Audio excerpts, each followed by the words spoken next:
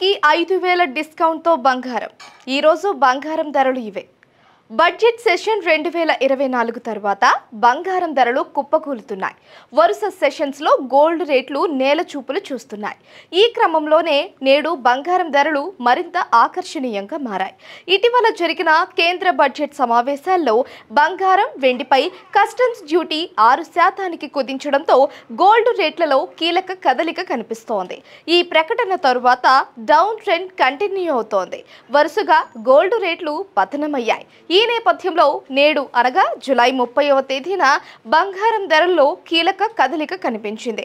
హైదరాబాద్ నగరంలో 22 క్యారెట్ల 10 గ్రాముల బంగారం ధర 63,410 రూపాయలకు చేరుకుంది. 24 క్యారెట్ల 10 గ్రాముల ధర 69,170కి తగ్గింది. నిన్నటితో పోల్చితే బంగారం రేటు తులానికి 10 రూపాయలు పెరిగింది. ఇది చూసి ఇక బంగారం ధరలు పైకి వెళ్లే ఛాన్స్ ఉందేమో అని భావిస్తున్నారు పసిడి ప్రియులు. ఈ మేరకు ఆకర్షణీయమైన రేట్లలో కొనుగోళ్లకు మొగ్గు చూపుతున్నారు. కాగా గత 15 రోజుల కాలంలో చూస్తే గోల్డ్ రేట్లు 5,000కు పైగా దిగొచ్చింది.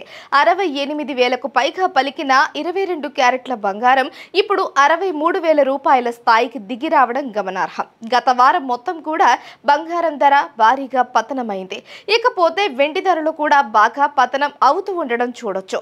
వరుసగా తగ్గుతూ వస్తున్న వెండి రేట్లు జనాన్ని ఆకర్షిస్తున్నాయి.